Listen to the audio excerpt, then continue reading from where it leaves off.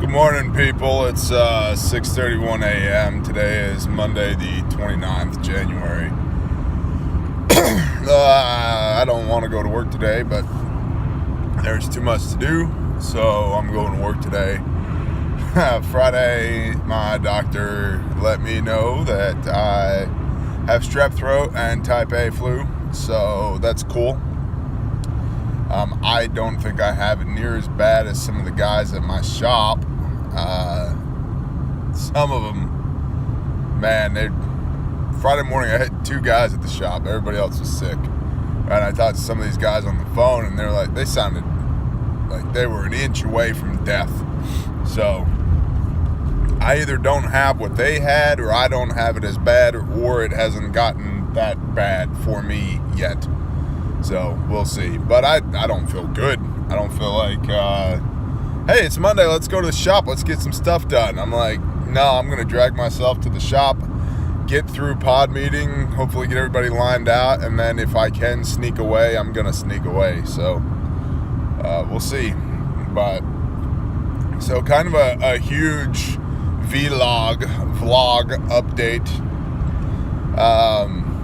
We have been, and I say we, I mean my wife and I have been trying to, for a couple of years, come up with a way to get her grandma, under our roof, because grandma is 80 years young. She's in excellent health, excellent, mental capabilities, the whole nine, awesome lady.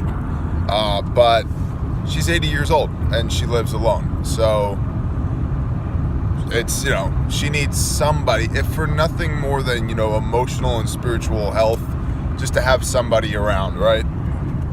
So we've been wanting to get grandma under our roof. And in North Texas, we are blessed to make the money that we make. The money that we make is not enough to be able to afford one piece of property with 2 homes on it, or a large home with mother-daughter suite, whatever. So we've been looking elsewhere, and we've always been drawn to Arkansas. So anyway, grandma put her house on the market, and she's under contract on her house. Our house we rent, and our landlord does not yet know. I mean, he knows that we're looking. He doesn't know that grandma's got an offer on her house. And then Saturday, 2 days ago, we put an offer in on a home in Mena, Arkansas. And they'll either accept it or they won't. So that's going to be a challenge for me. It's going to be a challenge for everybody. Probably what we're going to do is let the kids round out the school year here in North Texas and hold on to the home that we have here in North Texas. Let grandma sell her house, move all of grandma's stuff to that house in Arkansas, move grandma to our house in North Texas, finish the school year. Because we have softball coming up, baseball coming up. And forget the financial aspect if we already paid for that. Our kids thoroughly enjoy that, and they're on good teams, teams that they've been on, in the past. They know everybody there, and they're both good at it. They're good at softball, they're good at baseball, and it brings them joy. So I would like to be able to allow them to do that before we just pick up and leave, and then move the kids during the summer. I think would be less traumatic for them, although in the scale of life's trauma, I don't think moving mid-school year is the worst thing that can happen to you. So anywho, hopefully, whatever God's will is, let it be done. If we're supposed to go to that house in Arkansas, we will. But now for me, I am staying at Vine and Branches in North Texas as far as employment goes. It's important to note that with the selling of Grandma's house, plus what we have socked away, plus cost of living, moving to Arkansas, this house would be paid for. And I won't give you any details on the house yet because frankly I don't want to jinx it. But it's a nice property, and it would be paid for. This move would effectively cut our cost of living by 2/3.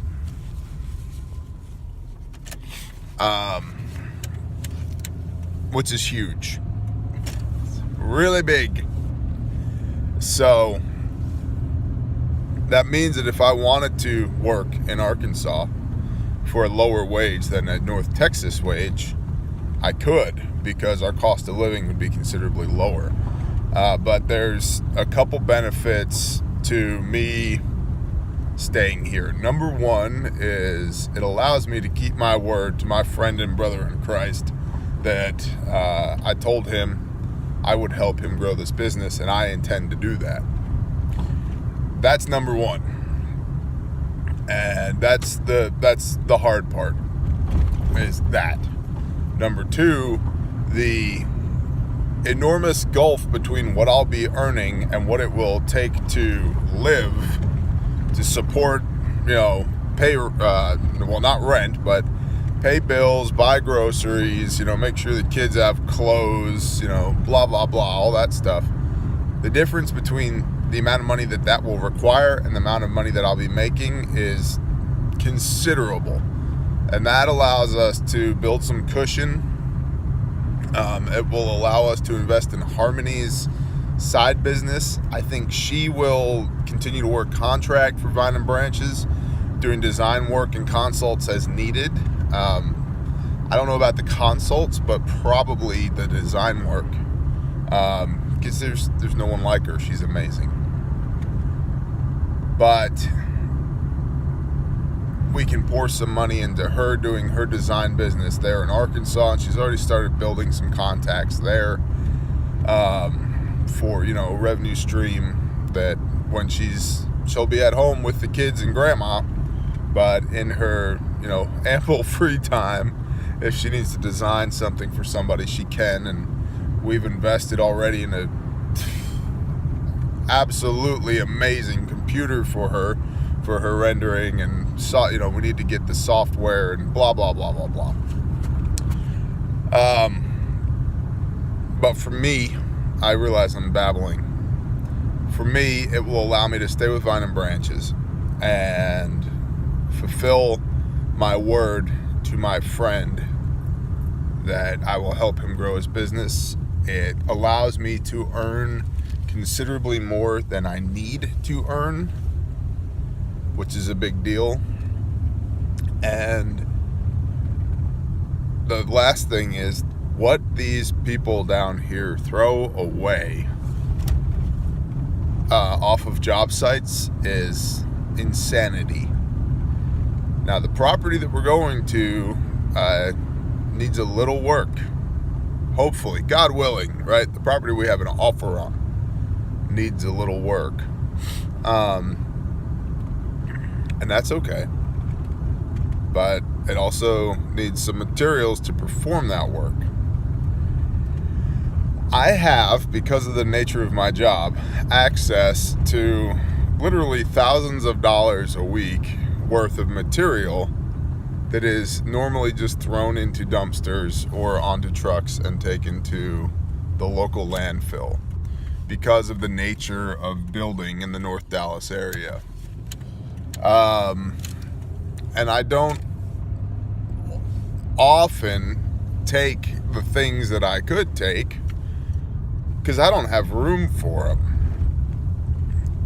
But if I'm coming and going between Arkansas and Oklahoma, or Arkansas and Texas every week, it wouldn't hurt to fill up the bed of the pickup truck with, brand new framing lumber, sheeting, roofing materials, masonry materials. There's just everything. I've watched pallets of Texas fieldstone, 5 pallets of Texas fieldstone. They weren't even busted open. They were completely unused. Picked up and thrown into the bed of a semi because they ordered for the job, didn't use them, so they just tossed them. 5 pallets of that stuff.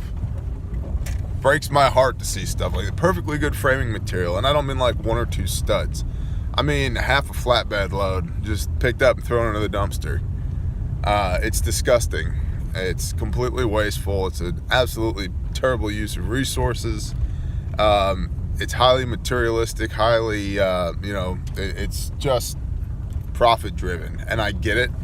But for a guy like me, I can take that stuff and give it a good home, and I intend to.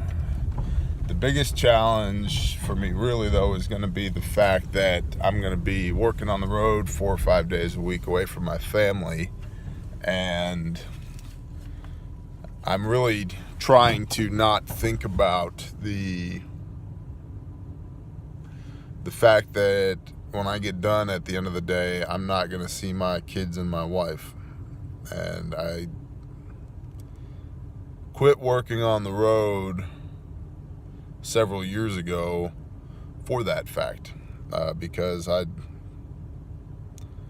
don't like, number one, I don't like who I am when I work on the road. Number two, I don't like the fact that the people that I love, I don't see near as often. So